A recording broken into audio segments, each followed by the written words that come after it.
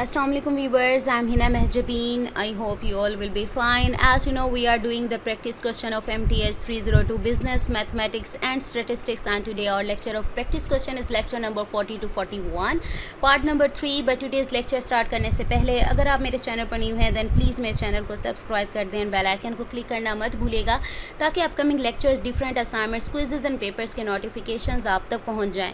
Like भी कीजिएगा, share भी कीजिएगा. ओके जी, let's start from today's question number 5 is find proportion of bags which have weight in excess of 600 gram. Mean given है, standard deviation given है, for जी की value भी, probability भी गिवन है. आपको टेबल में देखने की ज़रूरत पेश नहीं आएगी. कुछ क्वेश्चन ऐसे भी 5 मार्क्स के आ सकते हैं, 3 मार्क्स से मुझे लगता है 5 मार्क्स में आएगा. ठीक है, 3 में भी आ सकता है जहाँ पर वैल्यूज़ गिवन होंगी प्रोबेबिलिटी की. जी की वैल्यू फाइंड करने का, क्योंकि स्टैंडर्डाइज करना होता है हमने. जी की वैल्यू कैसे फाइंड करते हैं? Value x minus mean value divided by standard deviation. Previous parts में भी हमने जी की वैल्यू की है. यहाँ पर एक्स हमारे पास क्या है? एक्स हमारे पास है 600 माइनस मीन वैल्यू, यानी मीन मेरे पास है 595.5 minus divided by standard deviation 3 है. माइनस करो, डिवाइड 3 करो तो 1.5 आ गया, जो कि उसने बताया हमें. ठीक है. अच्छा जी, अब किस तरह से फाइंड करना है? अब मुझे जो रिक्वायर्ड प्रोपोर्शन है ना वो फाइंड करना है. अब उसके लिए आपको मैंने बताया था कि 0.5 में से माइनस या प्लस करना पड़ता है. तो इसके लिए ग्राफ आप पेंसिल से ड्रॉ कर लीजिएगा.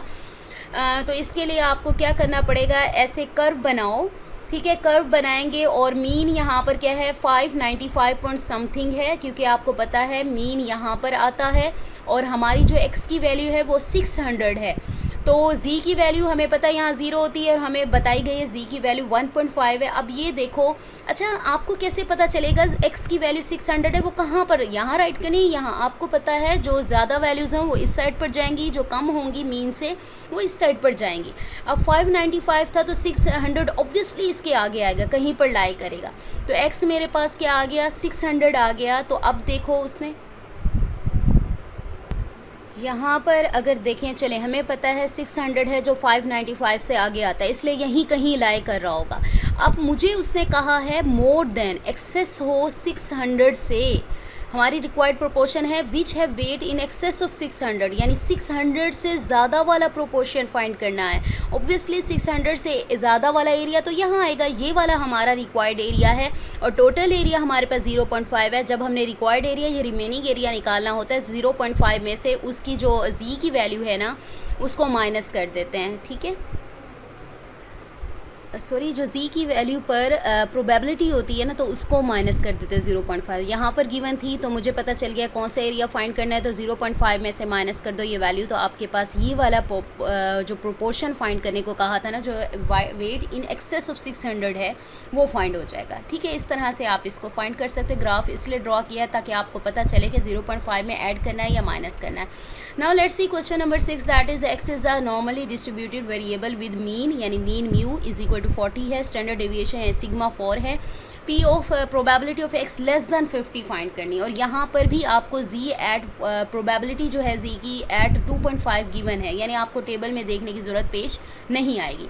हमें पता है जी कैसे फाइंड करते हैं, फॉर्मूला गिवन है. वैल्यू हमारे पास एक्स 50 थी, जी की वैल्यू क्या होगी? 50 माइनस मीन हमारे पास 40 था, स्टैंडर्ड डेविएशन 4 था, यानी माइनस किया 10/4 2.5 निकला, जो कि हमें गिवन है. प्रोबेबल लेस देन 50 का मतलब है यानी इससे कम लेना.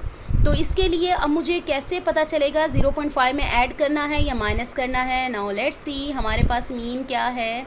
ओके जी, क्वेश्चन नंबर 6 है. मीन मेरे पास 40 है म्यू. ठीक है, जी इज इक्वल टू 0 है और हमें एक्स की वैल्यू क्या कही गई है? लेस देन तो ग्रेटर देन बाद में देखूंगी. अच्छा, 50 दी गई है. ठीक है, आपको पता है जो 40 और 50 यानी पहले आएगा 50, 40 से पहले आता है, बाद में ऑब्वियसली बाद में आता है, यहीं कहीं लाई करेगा. ठीक है, 40 के बाद. तो मैंने यहाँ कहीं पॉइंट बना लिया और x इज इक्वल टू 50 है और इस पॉइंट पर मेरे पास z की जो वैल्यू है वो 2.5 है. अब मुझे उसने क्या कहा है?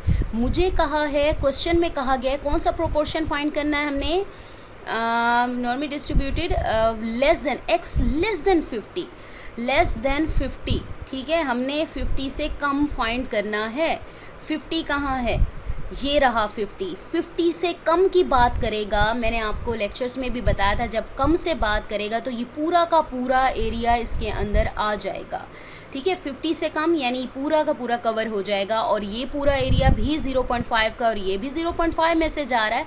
तो इस कंडीशन में जब पूरा एरिया कवर हो रहा है तो आपने 0.5 में इस वैल्यू को, जो आपकी प्रोबेबिलिटी इस जी की वैल्यू पर गिवन है 2.5 पर जो गिवन थी, उसके अंदर ऐड कर दोगे। मैं अगेन दिखा दूँ, उसने गिवन थी यहाँ पर जी एट यानी 2.5 मुझे गिवन थी। अगर ना गिवन हो तो मैंने आपको टेबल में से फाइंड करना भी बताया है, तो पता चल गया 0.5 कब ऐड करना है और कब माइनस करना है। ठीक है, मैं इन डिटेल बता चुकी हूँ। आई होप आप लोगों को समझ आ गई होगी। So today we have completed our part number 3 also. मुझे अपनी दुआ में याद रखिएगा, अपना ख्याल रखिएगा। टेक केयर, अल्लाह हाफिज़।